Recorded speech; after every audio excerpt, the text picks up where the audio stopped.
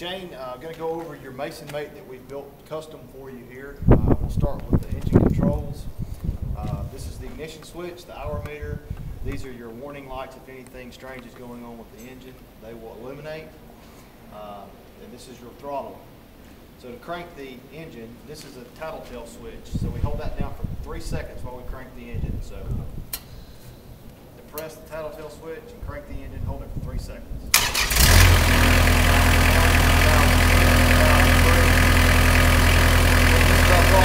Turn it counterclockwise to race the engine up.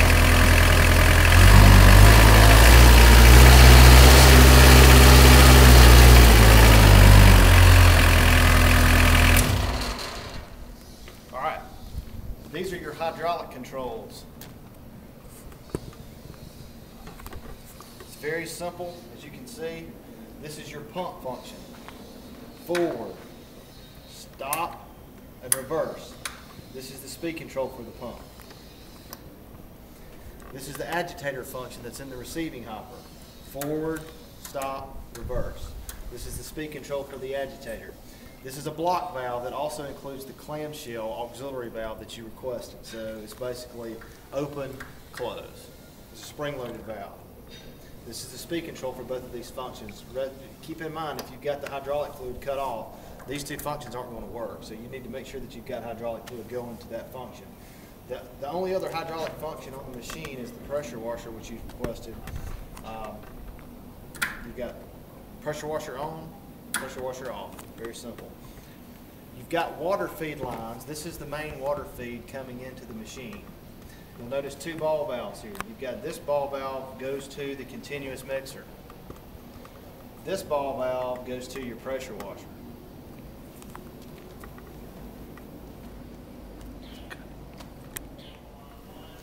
All right, these controls are for the mixer function.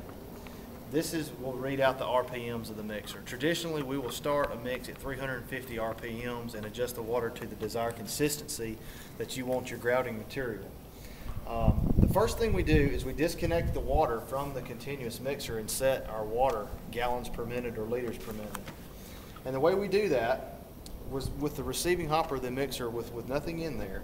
We simply start the engine, come over here to our control panel for our mixer, and engage the mixer in automatic. And what happens then, if you've got water feeding to the machine, water goes through the meter and we can see how much volume is coming through along with the RPM. Keep in mind that our RPM is adjusted with the hydraulic control here.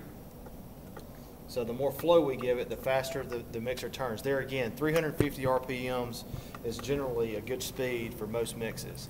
Some customers run them slower, some a little bit faster, but granted 350 is definitely a starting point. Okay, say we want to wash down the machine at the end of the day with this hose. All we do is put the mixer in manual mode. Then we can cut the water on and wash down the machine with the mixer not operating. Say we messed up on the job and we got a mixer jam where it won't run in forward. One thing we can do is put the mixer in manual mode, and we can reverse the mixer to unjam the mixer, or we can go forward manually without water being injected. And that's very important if you ever jam this thing up. Worst case scenario, you've got to take the mixer apart, which I'm about to show you how to do, which is very, very simple.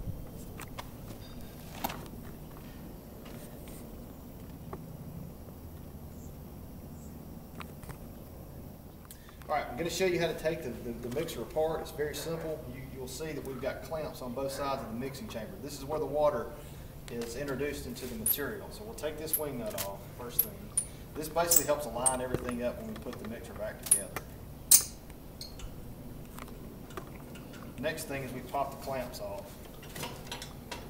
The face comes off, and then we can take the agitator. This is the agitator that blends the material. All right, so what I generally do when we clean this up is just take this whole assembly off. So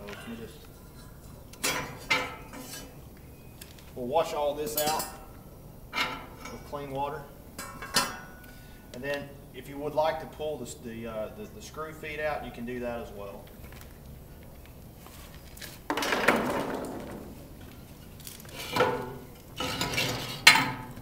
So basically there's going to be dry powder from this point back to the receiving hopper of the mixer.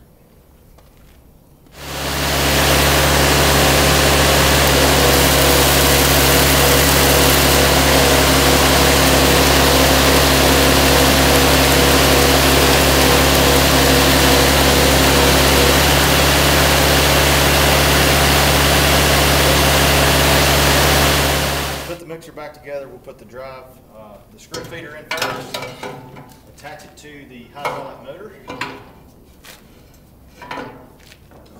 Go ahead and put your mixer agitator back in the mixing chamber. Slide that on where everything aligns.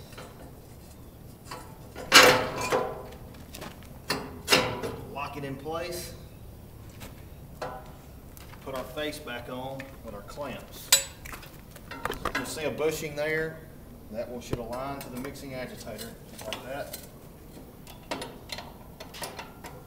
I always like to clamp them at the same time.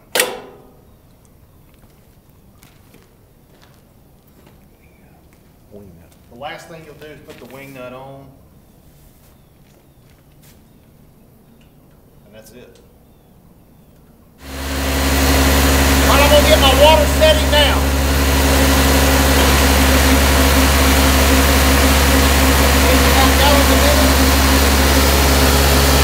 350 RPMs on the mixer.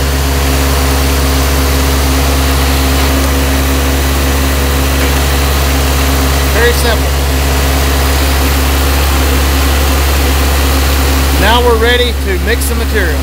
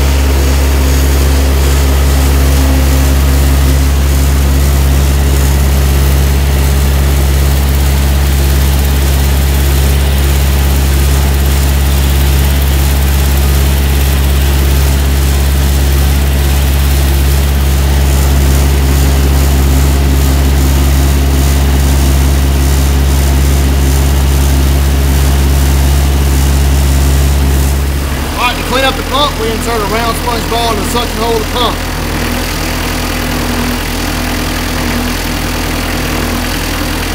Then we flood the receiving hopper with water. The ball will clean up the pump and the hose.